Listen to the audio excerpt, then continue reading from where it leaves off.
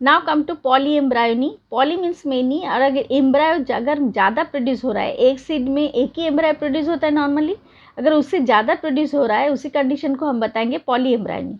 And it is the development of more than one embryo inside the seed and the condition is described as polyembryony. It was first described by Leeuwenhoek in 1719, कितने साल पहले. And in the seeds of citrus genus. Citrus means जो नींबू होते हैं, नींबू हो सकता है, संतरा हो सकता है, मतलब उसी फैमिली के जो भी प्लांट्स है उसमें ये तरह की, उसके जीनस में ये टाइप का फर्टिलाइजेशन दिख जाता है, सॉरी एम्ब्रायो फॉर्मेशन दिख जाता है. And it is the occurrence of more than one embryos in a seed which consequently results in the emergence of multiple seedlings. इसमें जो सीड प्रोड्यूस होगा उसका सीडलिंग्स ज़्यादा होगा, मतलब एक साथ बहुत सारे प्लांट्स प्रोड्यूस होगा. And the additional embryos result from the differentiation development of various maternal and zygotic tissues associated with the ovule of seed. इसमें इंटेगमेंट हो सकता है, उसके आजू बाजू में जो सेल्स है उसमें रेस्पॉन्सिबल होगा. पॉली एम्ब्रायोनी में बी ट्रू और false depending upon whether many embryos arise in the same embryo sac और in different embryo sacs in the same ovule.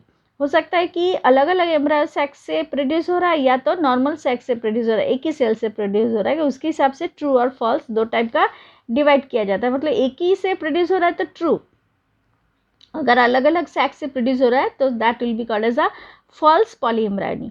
And in adventive polyembryony, an embryo developed directly from the diploid cell of nucellus and integuments as in citrus. पहले जो हम पढ़े कि adventive type में embryo जो develop होगा diploid cell से direct produce होगा. डिप्लॉइड सेल में जो न्यूसेलस है और जो उसके चारों तरफ जो इंटेग्यूमेंट है उसमें से प्रोड्यूस होगा. और कौन से इसमें, साइट्रस में, जो नींबू संतरा उस टाइप के जो खट्टा फ्रूट्स है उसमें से निकलेगा, प्रोड्यूस होता है. In cleavage polyembryony zygote polyembryo sometimes divides into many parts of units. अलग अलग डिवाइड में पार्ट में डिवाइड हो जाता है. Each unit then develops into an embryo. पहले वो अलग अलग डिवाइड हो जाएंगे, फिर उनमें से एम्ब्रायो प्रोड्यूस होगा.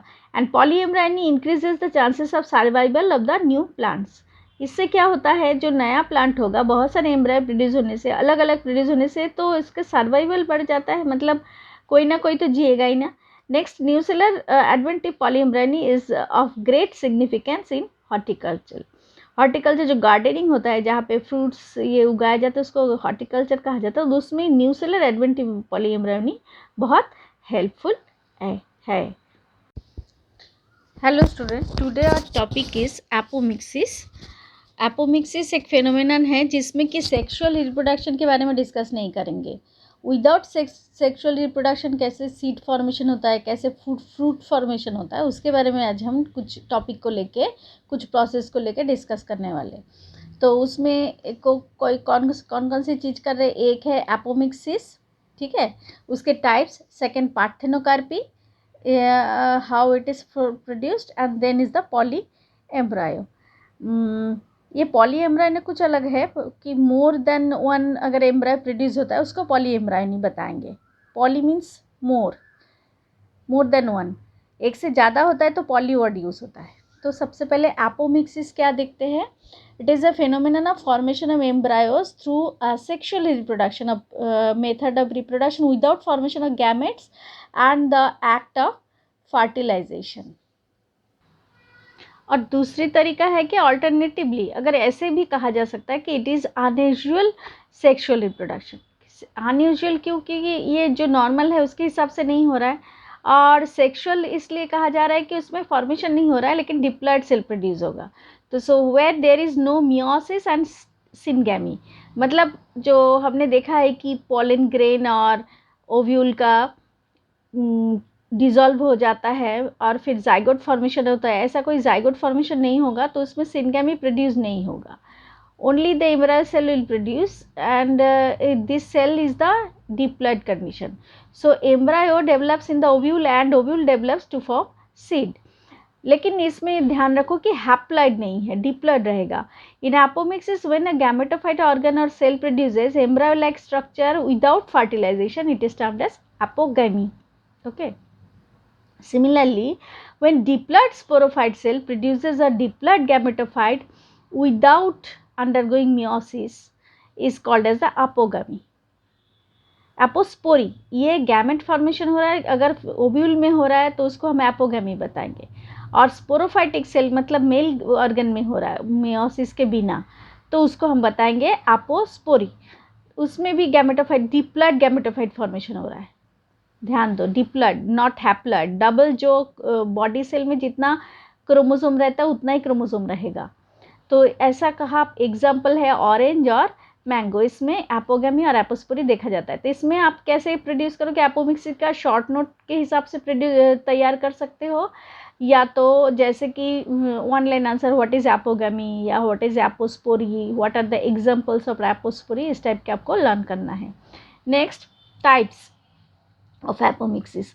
3 टाइप के एपोमिक्सिस का टाइप है। One is the recurrent apomixis, second is the non recurrent apomixis and third is the adventive embryony. Okay, first is the recurrent apomixis. In this type the embryo sac generally rise either from an archisporial cell or from some parts of the nucellus. जो nucellus था, seed के चारों तरफ जो covering है nucellus formation, उसमें से अगर प्रोड्यूस होता है एम्ब्रायो सैक प्रोड्यूस होता है। एम्ब्रायो को कवर करने के लिए एक थैली जैसा स्ट्रक्चर फॉर्मेशन हो रहा है, तो उसको हम रिकरेंट एपोमिक्सिस बताएंगे।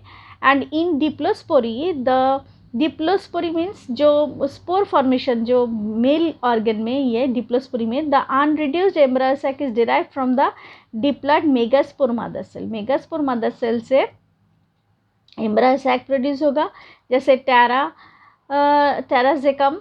और in apospory the nucellar cells give rise to apomictic embryo sac. तो इसमें क्या होगा कि एपोस्पोरी में जब स्पोर फॉर्मेशन हो रहा है उसमें nucellar cell apomictic embryo sac produce करेगा। Then non recurrent apomixis, non recurrent क्यों? In this type megaspore mother cell undergoes usual meiotic division होगा। जो नॉर्मल मियोटिक डिवीजन होना मेगास्पोर मदर सेल का वो होता है, and haploid embryo sac is formed. तो उससे तो एम्ब्रायो सैक जो प्रोड्यूस होगा हैप्लॉइड हो गया। Here the embryo arises either from the egg by parthenogenesis. Parthenogenesis मतलब विदाउट फर्टिलाइजेशन जो एग का फॉर्मेशन होता है, एम्ब्रायो फॉर्मेशन होता है, that is called as the parthenogenesis. तो इसमें क्या होगा, क्रोमोसोम नंबर आधे रहेंगे क्योंकि पहले मियोटिक डिवीजन हुआ है, और from some other haploid cells of gametophyte. Gametophyte में जो हैप्लॉइड सेल्स है उसके थ्रू, जिसको हम एपोगैमी कह सकते हैं, उसमें प्रोड्यूस होगा। तो इसमें प्लांट्स जो प्रोड्यूस होता है जनरली स्टेराइल होता है, क्योंकि हैप्लॉइड है तो उसके आगे और उसका रिप्रोडक्शन नहीं होता, मतलब वहीं पे उसका ख़त्म हो जाता है और उसमें सेक्सुअल रिप्रोडक्शन नहीं हो पा गया। तो एग्जांपल है निकोटियाना। ओके, इसमें डिप्लॉइड था, इसमें haploid. Next, third is the adventive embryony. In this type embryos में डेवलप फ्रॉम सोमैटिक न्यूसेलस और इंटेग्यूमेंट्स। जो हमने जो एक का स्ट्रक्चर देखा था उसके जो चारों तरफ जो इंटेग्यूमेंट था उसमें से प्रोड्यूस हो सकता है एम्ब्रायो। ठीक है, along with normal zygotic embryo. जो एम्ब्रायो जो नॉर्मल है उसके साथ ही प्रोड्यूस होगा, एंड इट इज़ कॉमन। कहाँ पे दिख जाता है कि मैंगो पे, ऑरेंज पे, लेमन पे ये दिख जाता है। And it gives rise to a condition of polyembryony, क्योंकि नॉर्मल जो एम्ब्रायो तो है ही साइड से और फिर इंटेग्यूमेंट से और एम्ब्रायो प्रोड्यूस हो रहा है। So that is the condition which helps for the poly embryony. Next come to parthenocarpy. This term is coined by Knoll in 1902 and it is the condition in which fruit is developed without the process of fertilization. इसमें fertilization के बिना ही fruit produce होता है, उसी process को parthenocarpy कहा जाता है। लोअर क्लास में भी पढ़ चुके हो। and it occurs naturally in some varieties of, कहाँ पे एग्जाम्पल है, पाइनएप्पल, बनाना, पपाया, ये सब फ्रूट्स में ये पार्थेनोकार्पी दिखता है। And this plants it seems that the placental tissue in the unfertilised ovary produces auxin. जो हार्मोन है, plant hormone, growth hormone, that is auxin. उसका एक टाइप है indole acetic acid, IAA, indole 3 acetic acid, and which is responsible for enlargement of ovary to fruit. क्योंकि artificially auxin spray करके किसी plant से नया फ्रूट्स प्रोड्यूस किया जा सकता है, ये देखा गया है, और ये यूज़ भी होता है हॉर्टिकल्चर में। तो नॉर्मली जो होता है इसको हम बताएंगे parthenocarpy, and the fruit resembles the normally produce fruit but it is seedless. इसमें फर्टिलाइजेशन नहीं हुआ तो कोई सीड फॉर्मेशन नहीं हुआ। ओके।